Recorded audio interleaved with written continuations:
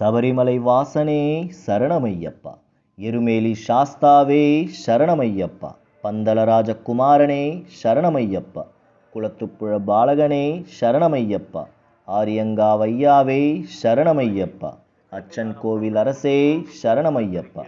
இப்போ சொன்ன இந்த 6 சரணங்களுக்கு ஏற்ற மாதிரி இனி நம்ம பார்க்க போகிறது இந்த 6 இடங்கள் மட்டும்தான். முதல்ல சபரிமலையை நம்ம பார்த்துட்டோம். அங்கிருந்து நம்ம பயணத்தை தொடங்கலாம். சபரிமலைங்கிறது கேரளாவில் இருக்கிற இங்கே தான் தர்மசாஸ்தா என்று அழைக்கப்படுற ஐயப்பன் தன்னை நாடி வர பக்தர்களை யோகச்சின் முத்திரையோட குத்துக்காலிட்டு அமர்ந்தபடி அருள் புரிந்து வருகிறார். 18 படிகளை ஏறிய உடனே நமக்கு கொடிமரம் தான் நம்மளை வரவேற்குது. ஐயப்பனின் சன்னதி வாசலில் பார்த்தீங்கன்னா தத்துவமசீன் அப்படின்னு ஒரு வாசகம் எழுதப்பட்டிருக்கும். இந்த வார்த்தைக்கு என்ன அர்த்தம்னா, நீ எதை நாடி வந்தாயோ அது நீயாகவே உள்ளாய் என்பதுதான் பொருள். உனக்குள்ளேயே இறைவன் இருக்கிறான். 41 நாட்கள் நாம் விரதம் இருந்து நாளும் மேற்கொண்டால் நீயும் கடவுளே என்பதுதான் இதன் உண்மையான அர்த்தம் அப்படின்னு சொல்லப்படுது. அடுத்ததான் நம்ம சபரிமலையிலிருந்து சன்னதியை தொடர்ந்து நம்ம கீழே பம்பைக்கு நம்ம பயணத்தை தொடங்கணும். அப்போ பார்த்திங்கன்னா முதல்ல நமக்கு 18 ஷெட்டுக்கான ஃபஸ்ட்டு ஷெட்டை பார்ப்போம். அதுக்கடுத்து சரங்குத்தி அந்த ஸ்பாட்டை பார்க்க முடியும். அதை தொடர்ந்து கொஞ்சம் முன்னாடி போனோம்னா நாங்கள் ஒரு வண்டியை பார்த்தோம். முதல்ல அது பார்த்திங்கன்னா இப்போ கிட்டத்தட்ட ரொம்ப மிகப்பெரிய ஸ்டீப்பாக தான் இருந்தது ஏரியா. அந்த பர்டிகுலர் பகுதியில் கூட பார்த்திங்கன்னா ரொம்ப ஸ்பீடாக அந்த வண்டிங்க போகுது. எப்படிடா இப்படி ஓட்டுறாங்க அப்படின்ற மாதிரி நமக்கே ஒரு ஆச்சரியத்தை உண்டாக்குச்சுன்னு கூட சொல்லலாம். மேற்கொண்டு ஒரு சில இடங்களில் பார்த்துட்டு இருக்கும்போது ஒரு அழகான ஒரு காட்டு பகுதியை நாங்கள் கவனிச்சுக்கிட்டு மேற்கொண்டு கொஞ்சம் ரெஸ்ட் எடுத்துக்கிட்டு இங்கே உட்காந்துட்டு இருந்தோம். அப்போது எங்கள் கூட இருந்து வந்த ஒரு பக்தர் பார்த்திங்கன்னா அங்கே கொஞ்சம் ஓய்வு எடுத்துகிட்டு இருந்தார். அவர் தன்னையே அறியாமல் கிட்டத்தட்ட ஆழ்ந்த நிலைக்கு தூக்கத்துக்கு போன மாதிரி கொஞ்சம் இருந்துட்டார். உடனேயே நாங்கள் வண்டி சப்தம் கேட்டோம். ஒரு வண்டி இதே போல் வந்துட்டுருக்குற போல் தோணுச்சு. அதனால் இமிடியேட்டாக அவர்கிட்ட சொன்னதும் அவர் கொஞ்சம் சுதாரிச்சுக்கிட்டு அங்கேருந்து எழுந்தார். அவர் எழுந்து அடுத்த நொடி அல்லது அடுத்த நிமிஷத்துலேயே பார்த்திங்கன்னா ஒரு வண்டி இந்த இடத்த நோக்கி வந்துட்டு இருந்தது. அது இப்போ நீங்கள் பார்க்கலாம் பாருங்கள்.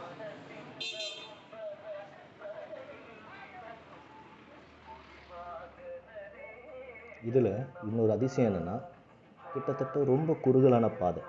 அந்த குறுகலான பாதையில் கூட எந்த அளவுக்கு ஓட்டுறாங்கன்னு பார்க்கும்போது நமக்கு மிகவும் ஆச்சரியமும் இருந்தது சொல்லப்போனால். அந்த இடத்த விட்டு நாங்கள் கொஞ்சம் நகர்ந்தோம். அடுத்ததாக கொஞ்சம் கீழே வந்த பின் இங்கே ஒரு சில வியாபாரிகள், அதாவது இளநீர் விற்றுட்டு இருந்தாங்க. கையில் பதாகைகளோட 40 ரூபாய் அப்படின்னு சொல்லி எழுதப்பட்டு இருந்தது. அது தவிர்த்து கீழே கொஞ்சம் இறங்கி பார்க்கும்போது இங்கே ஒரு விஜய் மாலியா இருக்கார் இல்லைங்களா, பிஸ்னஸ்மேன். அவர் அந்த ஐயப்பன் சன்னதியுடைய கோயிலுக்கு மொத்தத்தையும் அந்த கோயிலுடைய கூரையெல்லாம் பார்த்திங்கன்னா தங்கத்தால் உருவாக்கப்பட்ட அந்த இதில் செஞ்சுருக்காரு. தங்கம்னா தங்க முலாம் பூசப்பட்டது அப்படின்னு எழுதப்பட்டிருந்தது. அடுத்ததான் நாங்கள் பார்த்தது பூங்காவனம். அதாவது பம்பையிலேருந்து நம்ம கொஞ்சம் தூரம் முன்னாடி வந்த உடனே இந்த ஒரு இடத்த பார்க்கலாம். அதாவது அடுத்து வரப்போகிறது இடம் முற்றிலுமே பார்த்திங்கன்னா பூங்காவனம் அப்படின்னு சொல்லப்படுது. அதுதான் அந்த போர்டு அங்கே எழுதியிருந்தது. இன்னும் கொஞ்சம் கீழே வந்தோம். அங்கே பக்தர்கள் ஆல்மோஸ்ட் எல்லாருமே பம்பையை ரீச் ஆகிட்டோம் அப்படிங்கிற ஒரு சந்தோஷத்தில் சில பேர் உட்கார்ந்துட்டு இருந்தாங்க. பல பேரும் அங்கே அதே போல் எங்கள் கூட வந்த குழு கூட இங்கே தான் அமர்ந்துருந்தாங்க.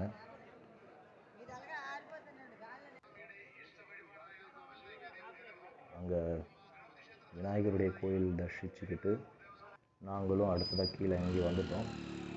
போகிற வழியில் அங்கே பம்பை நதியை பார்த்தோம். பக்தர்கள் இன்னுமே சபரிமலைக்கு போக வேண்டிய பக்தர்கள் இங்கே நீராடிட்டு இருந்தாங்க. அது ஒரு சில நொடிகள் நாங்கள் வீடியோ எடுத்துக்கிட்டோம். பம்பையுடைய இரு பக்கமுமே நம்ம இங்கே கவனிக்கலாம். பம்பையில் நீரோட்டம் பாருங்கள் எந்த அளவுக்கு சுத்தமாக இருக்குன்ட்டு. இங்கே நீலக்கல் பஸ் ஸ்டாண்ட், அதாவது பம்பையிலேருந்து நீலக்கல் போகக்கூடிய பஸ்ஸுக்கான பகுதியை நோக்கி வந்துட்டு இருந்தோம். இந்த இடத்துல தான் நீலக்கலுக்கு போகக்கூடிய பஸ்ஸுங்க எல்லாமே நிற்கும். அங்கேருந்து நாங்கள் பஸ் ஏறி நீலக்கல் வந்தோம். அங்கேருந்து எங்களுடைய கேப் இருந்தது, அதாவது எங்கள் பஸ்ஸு. அதிலேருந்து நாங்கள் எரிமேலிக்கு வந்து ரீச் ஆகிட்டோம். அடுத்தது 2வது இடம். எருமேலியில் பல பக்தர்கள் பேட்டை துள்ளிக்கிட்டு இருந்தாங்க. அந்த பகுதியில் முதல்ல நாங்கள் போனது, ஐயப்பன் மகிஷியை வதம் செஞ்சுட்டு ஒரு அம்மா, அதாவது வயதான ஒரு மூதாட்டியுடைய வீட்டில் தங்க இடம் கேட்டிருந்தாராம். அந்த இடத்த நோக்கி தான் நாங்கள் போயிட்டுருந்தோம், அதை பார்க்கலான்ட்டு. அது ஒரு பராமரிச்சிட்ருக்காங்க போல் தேவஸ்வம் போர்டு மூலயமா. அது ஒரு சின்ன இடமா இருந்து பக்கத்து வீடுங்களை ஒட்டி ரொம்ப இருந்த போல தான் தோணுச்சு. இது எங்களுக்கு புது அனுபவமாக இருந்தது. எருமேலியில் பல இடங்கள் இருக்குது, ஒன்றா பார்த்துட்டு வந்தோம். எருமேலிக்கான சிறப்பம்சம் என்னென்னு பார்த்தோம்னா, எருமேலி பொறுத்த வரைக்கும் எருமை தலை கொண்ட மகிழ்ச்சியை ஐயப்பன் வதம் செய்த தலம் அப்படின்னு சொல்லப்படுது. இதனால் எருமைக்கொல்லி என அழைக்கப்பட்ட இந்த இடம் நாளடைவில் மருவி எருமேலி அப்படின்னு சொல்லப்படுது. மகிழ்ச்சியை வதம் செய்த மணிகண்டன் அவளது உடல் மீது நர்த்தனம் செய்ததன் நினைவாகவே பக்தர்கள் இன்றளவும் எருமேலியில் இருந்து நடனம் ஆடியபடியே சபரிமலைக்கு பயணம் மேற்கொள்கிறாங்க. இந்த நடனத்துக்கு பேட்டை துள்ளன் என்று பெயர்னு சொல்லப்படுது. இந்த ஆலயத்திற்கு அருகில் வாபருடைய பள்ளிவாசல் இருக்குது. இங்கே விபூதி பிரசாதமாக வழங்கப்படுது.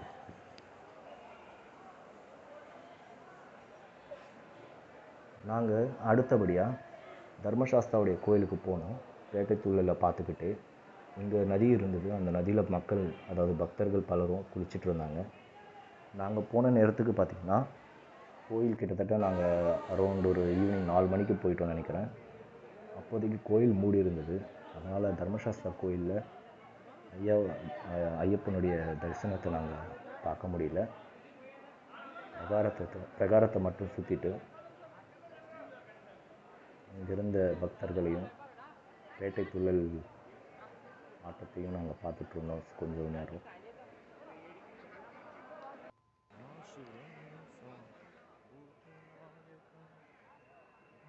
கோயிலுடைய வளாகம் மிகவும் சுத்தமாக இருந்தது.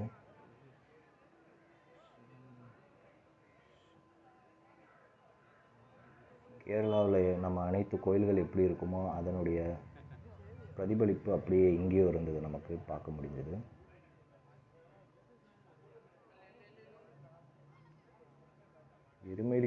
எருமேலிக்கு வந்த உடனே நாங்கள் ஒரு சில முக்கியமான ஸ்பாட்ஸ்ன்னு சொல்லக்கூடிய அளவுக்கு இருந்த இடத்த எதெல்லாம் ஓப்பனாக இருந்துச்சோ அதெல்லாமே பார்த்தோம். ஸோ ஒரு சில இடங்கள், இப்போ இந்த கோயில் நாங்கள் போன டைமுக்கு மூடி இருந்தது, அதனால் கொஞ்சம் எங்களால் தரிசனம் பண்ண முடியல. இருந்தாலும் வளாகத்தை மட்டும் எங்களால் வீடியோ கவரேஜ் பண்ண முடியுது. தர்மசாஸ்தா கோயிலேருந்து பார்த்துக்கிட்டு வெளியே வரும்போது பக்தர்கள் பேட்டை துள்ளிக்கிட்டு உள்ளே வந்துட்டு இருந்தாங்க. அந்த நிகழ்வை தான் நம்ம பார்த்துட்டு இருக்கோம். இப்போ இங்கேருந்து நாங்கள் வாவூர் மசூதியை நோக்கி வந்துட்டு இருந்தோம். முதல்ல பேட்டை துள்ளலுடைய தர்மசாஸ்தா கோயில் இங்கே இருந்துச்சு. அந்த கோயிலுக்குள்ளே போக முடியல. அதுக்கு எதிர்க்கையாக இங்கே வாவூருடைய மசூதி இருந்தது, அங்கே மட்டும் போனோம். உள்ளே போயிட்டு சில பேர் உள்ளே நமாஸ் பண்ணிட்டு இருந்தாங்க. உள்ளே வீடியோ எடுக்க அலோடு இல்லை. ஸோ அதனால் நாங்கள் வெளியிலேருந்து மட்டும் கவரேஜ் பண்ணோம். அடுத்ததான் எருமேலியிலேருந்து கிளம்பி நாங்கள் ஒரு அன்னதான கூடத்துக்கு போய் சாப்பாடு சாப்பிட்டுட்டு அங்கேருந்து அடுத்ததான் மண்டலத்தை நோக்கி தொடங்கினோம் எங்களுடைய பயணத்தை. இது 3வது இடம். நாங்கள் எருமேலியில் பக்தர்களுடைய பேட்டை துள்ளலை பார்த்து எங்களுடைய குரூப்பில் வந்த பக்தர்களும் பார்த்திங்கன்னா அந்த வைப் அப்படியே இருந்ததுனால அவங்களால முடிஞ்ச ஒரு சில பேட்டை துள்ளலும் ஒரு சில ஆட்டங்களும் ஆடிக்கிட்டு பஸ்ஸில் உற்சாகமாக போனாங்க. கிட்டத்தட்ட ஒரு 5லேருந்து 6 மணி மேலே நாங்கள் எருமேலியிலேருந்து கிளம்பினோம். அதுக்கடுத்து நாங்கள் சேர வேண்டிய இடம் பந்தளம். கிட்டத்தட்ட பந்தளத்துக்கும் எருமேலிக்குமே ஒரு 45லேருந்து 48 கிலோமீட்டர் தொலைவு இருக்கும். அதே போல் நிலக்கல்லேருந்து எருமேலிக்கும் கிட்டத்தட்ட 45 கிலோமீட்டர் இருக்கும் டிஸ்டன்ஸ் பார்த்திங்கன்னா. நாங்கள் சபரிமலையிலேருந்து, அதாவது நிலக்கல்ல இருந்து கிட்டத்தட்ட ஒரு 2 மணி அல்லது 2 மணிக்கு கிட்ட தொடங்கினோம். பந்தளத்துக்கு சாயந்தரம் ஒரு 7:30க்கு வந்துட்டோம். எருமேலி முடிச்சுக்கிட்டு பந்தளத்துக்கு வந்துட்டோம். இங்கே வந்த உடனே முதல்ல நமக்கு காட்சி அளிக்கிறது பந்தளம் அரண்மனை, அதாவது ஐயப்பன் வாழ்ந்த இடம். பந்தளத்துக்கான முக்கியமான சாராம்சம் என்னன்னு பார்த்தோம்னா,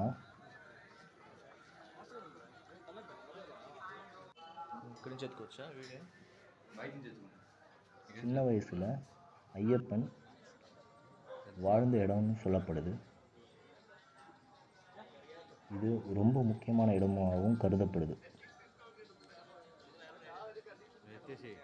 பந்தளங்கிறது ஐயப்பன் வாழ்ந்ததாக கருதப்படுற அரண்மனை இருக்கிற இடம். இங்கே பந்தள மன்னன் ராஜசேகரனால் கட்டப்பட்ட ஆலயம் கூட இருக்குது. இந்த கோயில் அச்சன் கோயில் நதியின் கரையோரத்தில் அமைந்திருக்கு.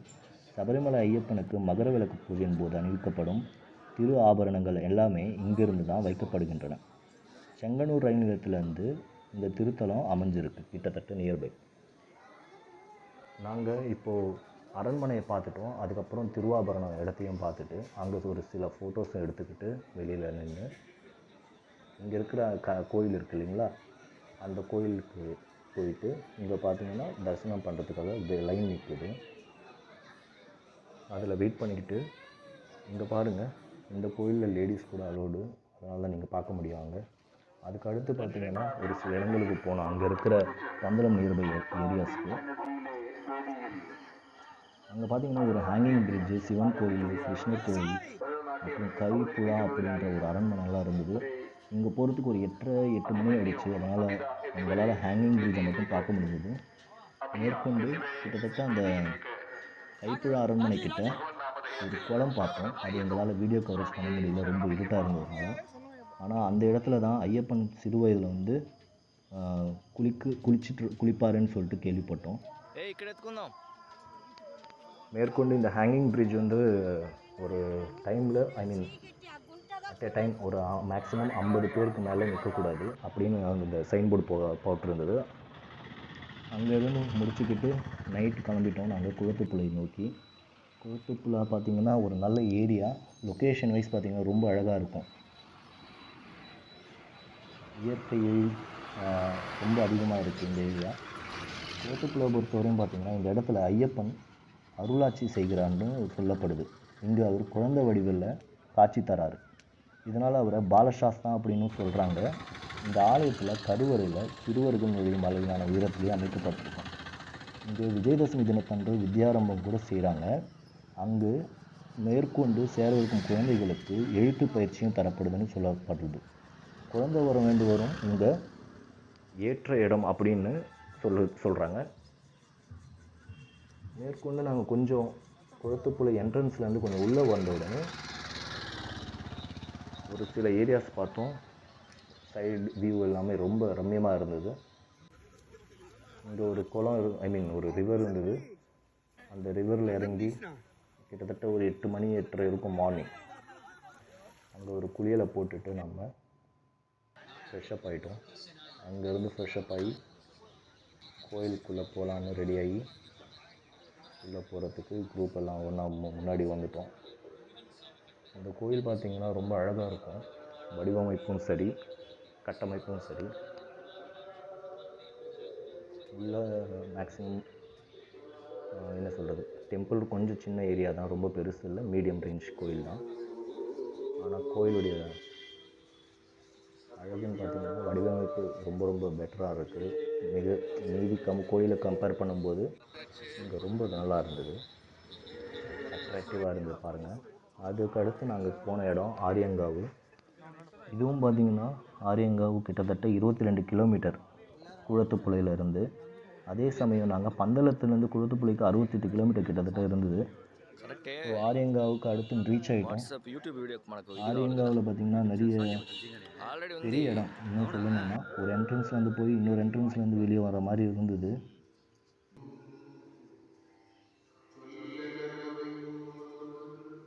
ஆரியங்காவை பொறுத்த வரைக்கும் சொல்லணும்னா கேரளா மாநிலத்துக்கும் தமிழகத்துடைய எல்லை பகுதியில் அமைஞ்சிருக்கு ஆரியங்காவு. திருநெல்வேலி மாவட்டம் செங்கோட்டையிலேருந்து 20 கிலோமீட்டர் தொலைவில் தான் இருக்குது இந்த ஊர். இங்குள்ள ஆலயத்தில் அரசராக வீற்றிருந்து அருள்பாலிக்கிறார் ஐயப்பன். இவருடன் புஷ்கலை தேவி இருப்பது விசேஷம் இந்த கோயிலை பொறுத்தவரையில். இவரை சாஸ்தாவான ஐயப்பன் திருமணம் செய்யும் காட்சியை ஒவ்வொரு டிசம்பர் மாதமும் நடத்துவார்கள். மதம் கொண்ட யானை இருக்குல்ல, அடக்கிய அதன் மேல் அமர்ந்த கோலத்தில் இங்கே இறைவன் காட்சி தருகிறான் அப்படின்னு சொல்லப்படுது. இதனால் அவருக்கு மதகஜ வாகன ரூபன் என்று பெயரும் உண்டு இந்த இடத்துல பொறுத்த வரைக்கும். இந்த ஆரியங்காவ் இடத்துல கூட பார்த்தீங்கன்னா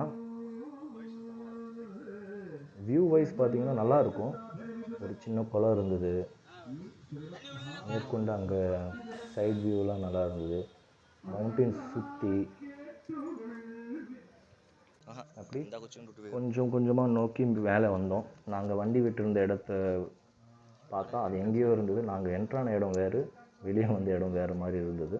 ஸோ இங்கேருந்து பார்த்துட்டு அங்கேருந்து முடிச்சுக்கிட்டு அச்சன் கோயிலை நோக்கி போனோம். அச்சன் கோயில் அதுதான் ஃபைனல் லொக்கேஷன் ஆரியங்காவுக்கு அடுத்து. இது கிட்டத்தட்ட 44 கிலோமீட்ரு. அச்சன் கோயிலுங்கிறது ஒரு மலைப்பகுதி மேலே, அது எல்லாமே மலைப்பகுதி தான். இருந்தாலும் அச்சன் கோயில் பொறுத்தவரையில் ஒரு டிஃப்ரெண்ட் எக்ஸ்பீரியன்ஸு. இங்கே போகணுன்னாவே மேக்ஸிமம் ஒரு டிஃப்ரெண்ட் எக்ஸ்பீரியன்ஸ் கிடைக்கும். அது இல்லாமல் டோட்டலாக இந்த 5 இடத்த கம்பேர் பண்ணும்போது அச்சன் கோயில் டோட்டலி டிஃப்ரெண்ட் அப்படின்னு சொல்லணும். ஏன்னா அச்சன் கோயில் கோயிலை பொறுத்தவரையில் பழங்காலத்தில் இந்த கோப்ரான்னு சொல்லுவாங்க பார்த்தீங்களா, அந்த பாம்பு விஷக்கடிக்கு கூட மருந்து எதுன்னு பார்த்தீங்கன்னா ஐயப்பனுடைய இங்கே சிலை இருக்குல்ல, அந்த சிலையில் அபிஷேகம் பண்ணப்படுற தண்ணீர் தான் அருந்துனாவே அந்த விஷம் வந்து இறங்கிடும் அப்படின்னு சொல்கிறாங்க.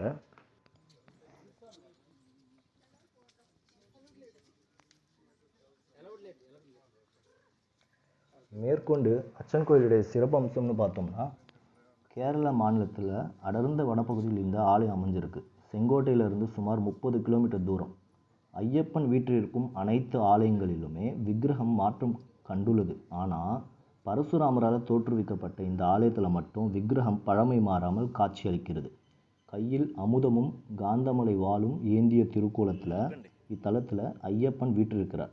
இவருக்கு இருபுறமும் பூர்ண புஷ்கல தேவியர் காட்சி தருகின்றனர். இவரை கல்யாண சாஸ்தா என்று அழைக்கிறாங்க. திருமண வரம் வேண்டுவோர் வழிபட வேண்டிய சிறப்புமிக்க தலமாகவும் இது கருதப்படுது. இவ்வளவு சிறப்பு அம்சம் வாய்ந்த இந்த அச்சன் கோவில் மிகவுமே ஒரு டிஃப்ரெண்ட் எக்ஸ்பீரியன்ஸ் தான் தந்தது when compared with other places actually. ஏன்னா ஏறும்போது பார்த்தீங்கன்னா இதே போல தான் நீங்கள் ஐயப்பனுடைய கோலம் இருக்கும் இந்த கோயிலில். இந்த கோயில் பொறுத்தவரையில் ஐயப்பனுடைய விக்கிரகம் பார்த்தீங்கன்னா ஒரு கல்லில் செதுக்கப்பட்ட மாதிரி இருக்கும். தனியாக ஒரு விக்கிரகம் மாதிரி இல்லாமல் இங்கேயும் பார்த்தீங்கன்னா தத்துவமசிங்கிற ஒரு எழுதியிருக்கும். இங்கே எப்படி சபரிமலையில் எழுதியிருக்குமோ அதே மாதிரி அந்த என்ட்ரன்ஸ்லேயே பார்க்கலாம் ஐயப்பனுடைய தவக்கோலம் இங்கே எப்படி இருக்குன்னு சொல்லிட்டு பார்க்கலாம். இங்கேயும் லேடிஸ் எல்லாம் வருவாங்க, அலோவ் பண்ணுவாங்க. கோயிலுடைய உள்பகுதி இது. வளாகத்தை முடிஞ்ச வரைக்கும் நாங்கள் இங்கே கேப்சர் பண்ணியிருந்தோம். டெம்பிளில் யூஸ் பண்ணக்கூடிய விளக்குகள் சின்ன சின்ன சைஸ்லேருந்து பெரிய சைஸ் வரைக்கும் இருந்தது. சைடில் இருந்த கிருஷ்ணர் டெம்பிள், அப்புறம் பார்த்திங்கன்னா பின்னாடி நாகராஜர் கோயில் அதெல்லாமே இருந்தது. எல்லாமே வந்து நல்லபடியாகவும் நல்ல விதமாகவும் மெயின்டைன் பண்ணுறாங்க. கோயிலுடைய வளாகமே பாருங்கள், அந்த மவுண்டைன் சுற்றி இருக்கிற இடம்ங்கிறதுனால இன்னும் அட்ராக்ஷன் கொடுக்குது கோயிலுக்கு. இந்த பாம்பு கடிக்கான முக்கிய கோயில்னு சொல்லப்படுறதுன்றதுனால நாங்கள் ஆக்சுவலி முதல்ல போனோம் ஃபஸ்ட்டு. அப்போது வந்து அபிஷேகங்கள் நடந்துகிட்டு இருந்தது. அதனால் எங்களை வெயிட் பண்ண சொல்லிவிட்டு அபிஷேகங்களை பார்த்துக்கிட்டு கொஞ்சம் நேரத்துக்கு அப்புறம் வெளியே இருக்க சொன்னாங்க. ஏன்னா அவருக்கு வந்து அபிஷேகம் முடித்த உடனே அலங்காரம் பண்ணணும், அதனால் வெயிட் பண்ணிவிட்டு அலங்காரத்துக்கு வந்து தரிசனம் பார்த்துக்கோங்க முடிஞ்ச உடனே அப்படின்னாங்க. அதையும் முடித்தோம். அது மேற்கொண்டு சில ஃபோட்டோஸ் எடுத்துக்கிட்டோம். இதோடு எங்களுடைய 6 முக்கிய கோயில்கள் முடித்து, அதாவது தரிசனத்தை முடிச்சுக்கிட்டு அங்கேருந்து அச்சன் கோயிலேருந்து கிளம்பி 5 மணிக்கு கிட்டத்தட்ட பாதி தூரம் வந்தோம். அப்போ வரைக்கும் சாப்பிடல மதியம். அதனால் மதிய உணவு இங்கே நாங்கள் இந்த இடத்துல தான் டேரா போட்டோம்.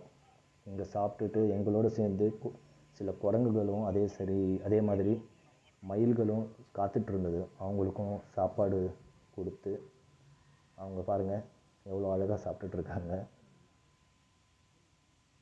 நாங்கள் சமைக்கிற வரைக்கும் கிட்டத்தட்ட எங்கள் கூட அப்படியே சைலண்ட்டாக இருந்து எந்த ஒரு தொந்தரவும் கொடுக்கல இந்த ஜீவன்கள். அதை பார்க்கும்போது ரொம்ப அழகாகவும் இருந்தது.